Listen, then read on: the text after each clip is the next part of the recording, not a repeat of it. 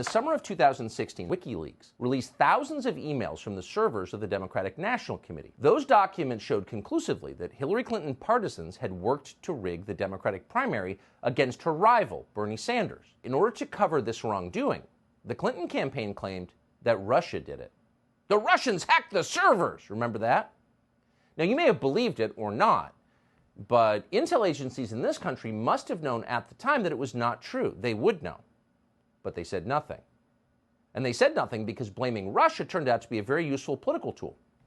In fact, before long, it became the default response to every perceived disaster in Washington. Hillary lost. Why Russia? Donald Trump can't be president. Why Russia? Hunter Biden's laptop is here. Russian. Audit aid to Ukraine? Can't. Russia. And so on and so on. So over time, probably inevitably, the inflated threat of Russia became a pretext for everything bad, including censorship in this country.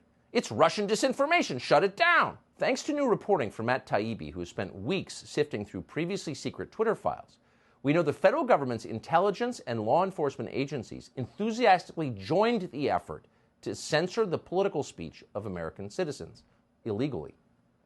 It was a sophisticated effort.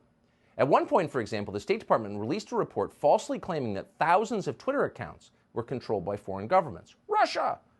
And then, unnamed sources in the intel world leaked scary headlines about Russian disinformation running rampant on Twitter. Twitter deleted data potentially crucial to the Russia probes, screamed Politico, ever obedient to the intel agencies.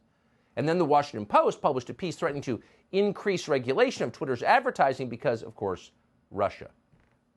So it was a manufactured panic about Russia. But on the basis of that manufactured panic, lawmakers in Washington demanded more censorship. The issue is not that the companies before us today are taking too many posts down. The issue is that they're leaving too many dangerous posts up. In fact, they're amplifying harmful content so that it spreads like wildfire and torches our democracy. Oh, too much speaking. Your opinions are a threat to our, quote, democracy. That would be sitting United States Senator Ed Markey of Massachusetts. But almost nobody said anything because Russia. And so it accelerated. Not long after that tape was shot, in November of 2020, Congressman Adam Schiff of California, who was then the chairman of the House Intelligence Committee, demanded that Twitter censor any discussion about the House Intelligence Committee. Quote, suppress any and all search results about committee staff, a Schiff aide demanded of Twitter. Schiff was particularly furious that a journalist called Paul Sperry had reported on Schiff's connection to the CIA whistleblower behind Donald Trump's impeachment. So Schiff demanded that Twitter censor Sperry. Quote, suspend the many accounts, including Paul Sperry, commanded Schiff's office. This is illegal. It's openly unconstitutional. Government officials cannot suppress speech. That's the Bill of Rights. And even at Twitter, executives seem to understand that. No, this isn't feasible. We don't do this, replied one Twitter executive. But ultimately, however, they caved. In time, in fact, Paul Sperry was censored by Twitter, along with many thousands of others.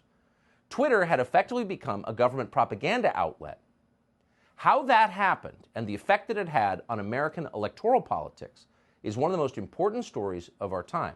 And as we said, we know about it because of Matt Taibbi, who has been at the center of it.